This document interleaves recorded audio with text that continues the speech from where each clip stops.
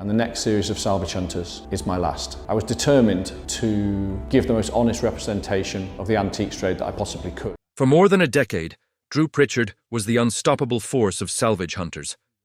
The man who could walk into a forgotten barn, dusty attic, or crumbling estate and spot hidden treasure where everyone else saw junk. His sharp eye, quick humor, and unmatched knowledge turned the show into one of the most beloved and addictive series on television. Fans followed him through rain-soaked scrapyards, abandoned workshops, and long-closed factories, watching him breathe new life into objects most people wouldn't glance at twice. So when Drew suddenly stepped away from the show, the world was stunned. Rumors spread instantly. Some claimed he was exhausted. Others insisted it was personal issues. A few said the show had changed too much. But Drew stayed silent until now. And what he finally revealed at 55 is far more intense, emotional, and unexpected than anyone imagined.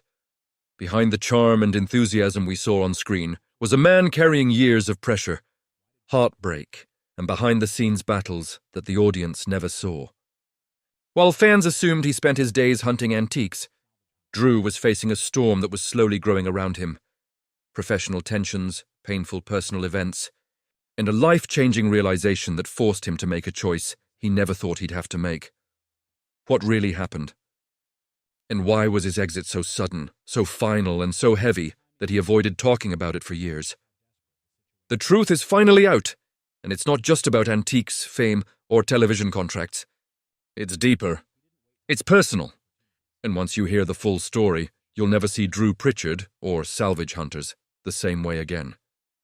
From the outside, Drew Pritchard lived a dream life, traveling the country, digging through forgotten history, and turning dusty relics into prized treasures. But behind the scenes, the world he built was becoming harder to hold together. For years, Drew had poured every ounce of energy into Salvage Hunters. The early days were thrilling. He was just an ordinary man with an extraordinary eye. Stepping into barns and workshops most people would walk past without a second thought. Every find felt like a victory, and every restored piece felt like giving history a second life. But as the show grew, so did the demands.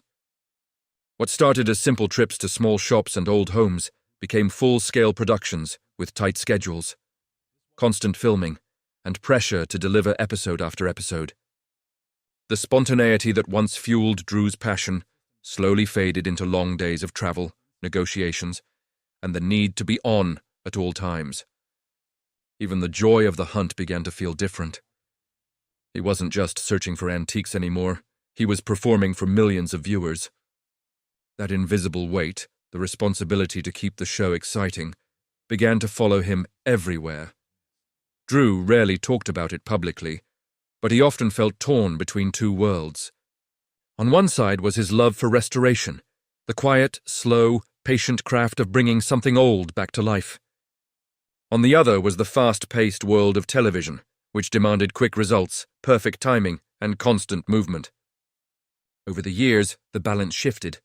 The more successful the show became, the less time he had for the part he loved most, working with his own hands in the workshop. Instead, he found himself stuck in a relentless cycle. Up early for filming, long drives across the country, negotiating under pressure, then returning home only to prepare for the next trip. Fans admired his passion and energy, but few realized how draining the routine had become. Drew often said that antiques speak to him, but somewhere along the way, the noise of cameras and production drowned out the quiet he needed to truly listen. And then came the turning point. Drew began to notice his personal life suffering. The long hours and constant travel took a toll on his relationships. Missing important moments became normal. Even simple conversations felt rushed because he was always thinking about the next destination, the next filming schedule, the next deal. He was building this incredible world for viewers, but losing pieces of his own world in the process. At the same time, he started feeling the physical strain. Climbing through barns, lifting heavy items, and spending hours on the road were tasks he had mastered for years.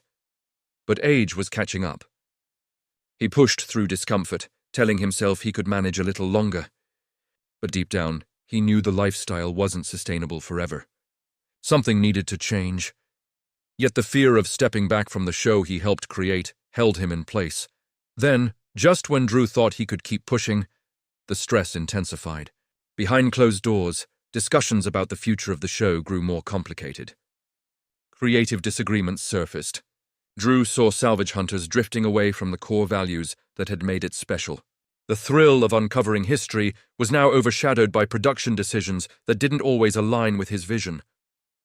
It felt less like his show, and more like a machine he no longer recognized. All of this built up slowly, quietly, until one day it hit him with complete clarity. He couldn't live like this anymore.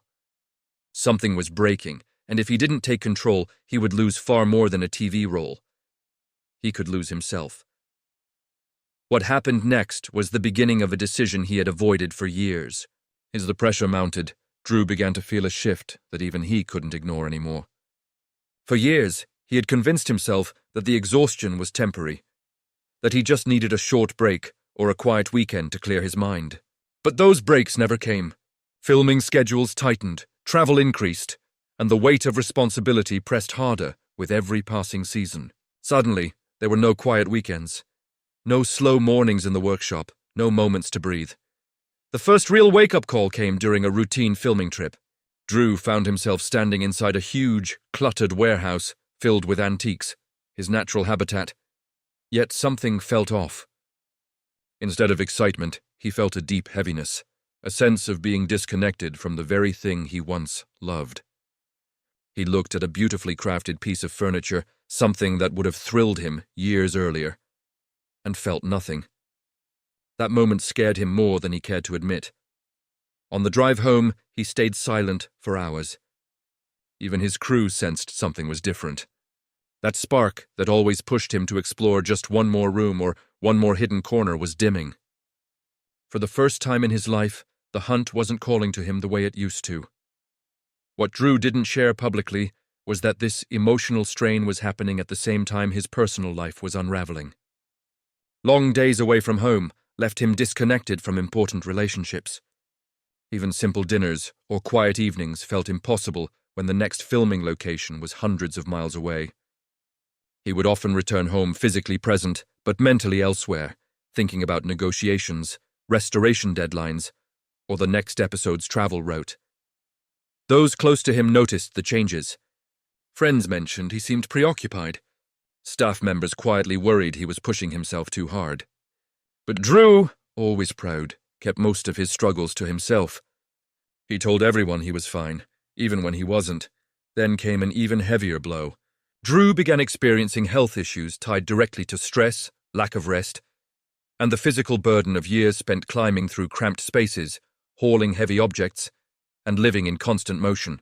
Doctors advised him to slow down, but the idea of stepping away from the show felt unthinkable. Salvage Hunters wasn't just a job, it was part of his identity. Still, there was another side to this story that almost no one knew. Behind the cameras, creative disagreements had become more frequent. As the show expanded, more voices were involved in shaping episodes, editing decisions, and story direction. Drew often felt the series was drifting from its original charm, the simple, genuine thrill of discovery. He felt pressured to chase certain types of items or locations that aligned more with television trends than with his own passion for true historical craftsmanship. There were moments when he openly pushed back, trying to preserve the authenticity that made the show a success. But the more he fought, the more he felt unheard. It was as if the show was no longer his, and instead had become a polished product driven by ratings, schedules, and expectations that didn't match his vision. This tension built up quietly, layered with the exhaustion and the personal strain. Every season felt harder, every filming trip felt heavier, and every time Drew walked into a new location, the excitement that once defined him flickered a little weaker. The breaking point came during what was supposed to be a simple episode shoot. After a long day of filming, Drew realized he couldn't remember the last time he restored something for himself, just for the joy of it. He couldn't remember the last time he felt proud of a piece without thinking of how it would fit into an episode. Something inside him finally snapped. He stepped away from the crew, sat alone in his van, and understood the truth he had avoided for years. He couldn't keep going. Not like this. Something had to change, permanently. Making the decision to leave Salvage Hunters wasn't easy. Drew had built the show from the ground up, watched it grow into a phenomenon, and seen his life transformed by the opportunities it created. It had given him fame, financial security, and a platform to share his passion with millions of viewers. Walking away felt almost impossible, as if he would be abandoning not just a job, but a part of himself. Yet, Drew knew he couldn't continue living a life dictated by schedules, expectations, and external pressures. The excitement of hunting for antiques had been replaced by deadlines, logistics, and the relentless need to perform. The show he loved was no longer a pure expression of his craft. It had become something else entirely, and that realization weighed heavily on him. Behind the scenes, Drew had begun to lay the groundwork for his exit long before anyone noticed. He spoke privately with producers, explaining that he needed to step back for his own health and well-being. There were moments of tension during those conversations. Some saw his decision as sudden, even risky, fearing the show might struggle without him. But Drew was determined.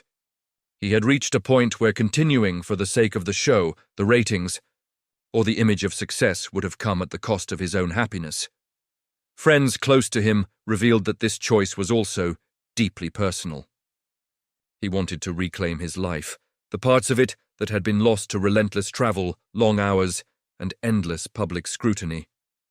Drew longed to return to the quiet satisfaction of working on projects he chose, restoring pieces purely for the love of the craft rather than for the camera. He wanted to breathe again, to find balance, and to spend time with people who mattered most to him without the constant pressure of filming hanging over his head. His decision shocked fans, many of whom assumed Drew would continue indefinitely. The image of him moving from one salvage site to another, always energetic and smiling, had become so iconic that it was hard to imagine him stepping away. But for Drew, the reality was clear. Continuing without taking control of his own life would have been unsustainable. The truth behind his exit was even more profound. Beyond health, exhaustion, and creative differences, Drew had realized that he had been sacrificing emotional and personal growth. The relentless pace had prevented him from exploring opportunities outside the show, from focusing on personal projects, and from living life at his own pace. Salvage Hunters had defined him for so long that he had forgotten what it felt like to live freely. When he finally left, Drew did it quietly, without fanfare. He didn't want drama or headlines. He wanted closure for himself. Yet when he began speaking about it at 55, the reaction was immediate. People were captivated, not just by the fact that he had left, but by the honesty and vulnerability he showed. For the first time, the man's glimpsed the weight behind the camera, the years of struggle, compromise, and inner conflict that had never been part of the show's narrative. Drew's story isn't just about leaving a TV series. It's about recognizing limits, valuing personal well-being, and reclaiming a life that had been overshadowed by professional demands. For him, the exit wasn't a loss, it was a liberation, a chance to rediscover the passion that had inspired the show in the first place. And as Drew reflected on those years, he admitted something few expected. Stepping away was harder than any treasure hunt he had ever undertaken, but it was also the most rewarding. He had found himself again. Since leaving Salvage Hunters, Drew Pritchard has taken the time to reflect, recharge, and pursue the projects he had once put aside. Away from the cameras and constant production schedules, he has rediscovered the quiet joy of restoration, the thrill of uncovering a hidden gem and bringing it back to life purely for the love of the craft. No deadlines, no pressures, no expectations, just him, the materials, and the satisfaction of creating something extraordinary. Fans may assume that leaving such a popular show would mean fading from public life. But Drew's journey has been the opposite. By stepping away, he gained the freedom to engage with antiques and history in a way that feels authentic and fulfilling. He's returned to smaller, more personal projects, mentoring younger restorers, collaborating with independent collectors, and sometimes just spending hours in his workshop exploring ideas that excite him. It's a pace that allows him to fully immerse himself in his craft without sacrificing his mental or emotional health. Drew has also spoken candidly about the personal growth that came from leaving the spotlight. The decision allowed him to reconnect with family and friends in ways he couldn't while filming non-stop. Simple moments, sharing meals without interruptions, long conversations over coffee, or time spent with loved ones, suddenly became meaningful in ways they hadn't before. He learned the importance of balance and discovered that his life didn't have to revolve around a show to feel significant or impactful. Perhaps the most surprising revelation is how openly Drew has shared the emotional side of his journey. At 55, he isn't just reflecting on logistics or career choices. He's speaking about the emotional toll, the stress, and the moments of doubt that accompanied his decision. He wants fans to understand that what they see on television, smiling, confident, and energetic, is only part of the story. Behind the camera, there were challenges, sacrifices, and struggles that shaped not only the show, but the man himself. Drew's honesty has resonated deeply with audiences. Many viewers have written to him, expressing how his story mirrors their own experiences with burnout, personal sacrifice, and the difficulty of prioritizing well-being over professional obligations. His decision to step back has become more than just a career move. It's an example of self-respect, courage, and clarity. By choosing himself, Drew has shown that true success isn't measured by fame, ratings, or accolades, but by the ability to live authentically and sustainably. Even in retrospect, Drew admits it wasn't easy. The fear of disappointing fans, of leaving a legacy abruptly, and of stepping away from something he had built from scratch lingered for months.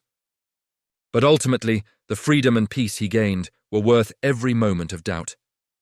He no longer defines himself solely by the show or by the public's expectations.